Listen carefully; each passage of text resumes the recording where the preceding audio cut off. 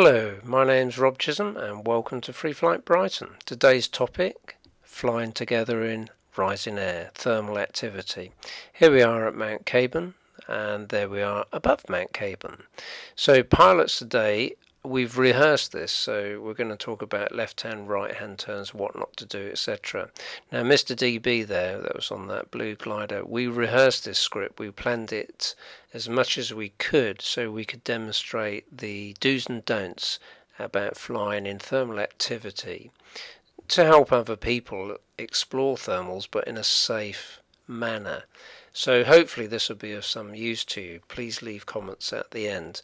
So what I'm going to say is I've got 5 hours. I've just left the school and I'm ridge soaring. I'm having a wonderful day. This is quite enjoyable.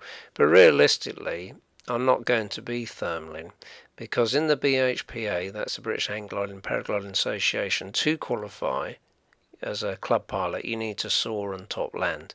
There is no thermaling tick box, so it's not a requirement for you to be taught in those conditions.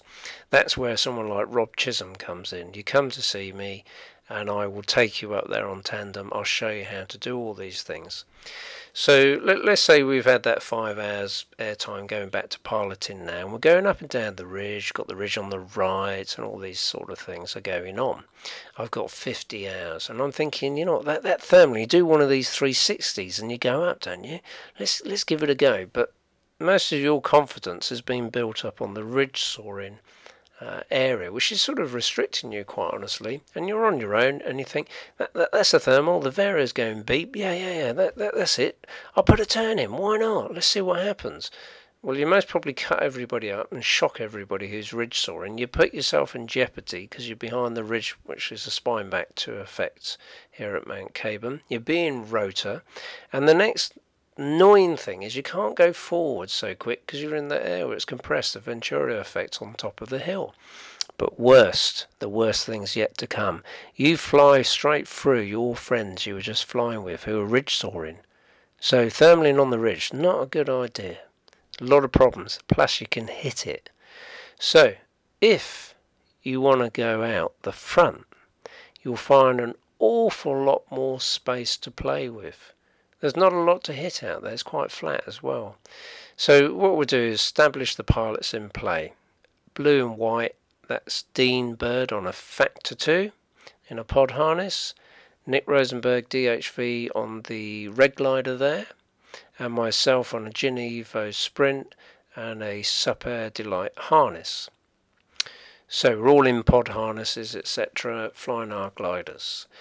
So I'll just explain as I did at the beginning, we've rehearsed this, so the video I think has turned out pretty well. It's more a demonstration of what not to do and how to do things properly. So I've radioed to Dean to say, give me a bit of space, let me push out the front and then come and join me to simulate what actually happens. Usually the pilot's out the front, they go up, and you want to make a turn. Now sometimes you can't turn because when you look over your shoulder there's somebody in the way. That is quite annoying. So if you're going to join a thermal because somebody's going up, and usually they put in a right hand turn, but I'm deliberately going to put in a left hand turn, you've got to join the person who's thermal in that direction. No point if they're going left, join them and go right, because you most probably end up having what's called a mid-air, that's flying into each other. So we're going to demonstrate some of that, not the mid-air obviously, but I'm looking around, there's nobody in the way. I could be a foreign pilot on these sites and don't know some of the rules, which generally would turn right, 360 right. So everything's okay, away from the hill, nothing to hit. Left hand turn, thinking that pilot will most probably turn left obviously. I carry on turning left. I'm not a local on the site, let's say, and I look and I think, oh, what's going on here? He's turning right. That is coming too close. He's coming very close. What's going on? I don't like that. So, as I said, we've rehearsed this, so I've asked Dean to do this. So now, Dean Bird, he puts in a right-hand turn, and I think, well, I'll follow. This is how it should be done.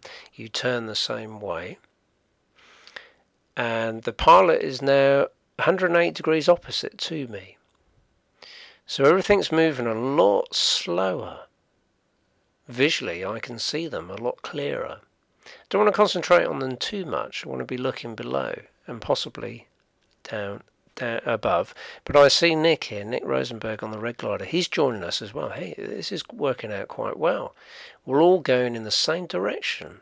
Other people could even join us, but we're at no threat airspace wise to each other. We've got loads of room. There's Mount Caban takeoff, a nice view. I don't particularly want to fly over the back at this point. It's about 7 o'clock at night, so in the month of May I'm not going to go on across country. We're just learning how to thermal and what to do. So I'm going to teach you the next bit of what to do, because remember, if you're not pilot rated, don't go off on a cross country. So I can shout it, you know, Dean's close enough now, I can shout over, why don't we push out the front? There's no point in going over the back of the hill, because the air will be more compressed over there. You'll find all the thermals coming through. There's not suitable landing unless you fly a mile or so away, and Dean goes off. It's a nice wing. You notice the factor 2 there, it's gone.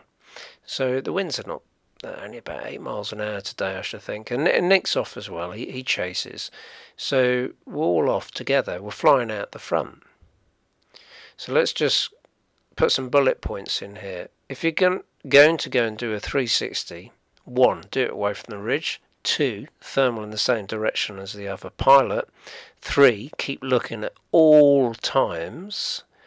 And 4, if you really think you're safe in doing anything in the way of turning left and right in your thermals, well, you know, do so, but do so with safety. Safety has got to be the top on the list here. So I'm sure this will generate loads of comments. Please leave them here so we can discuss them openly. The next video I'll do will be on the SUP Air Delight harness. I'm doing a review on that.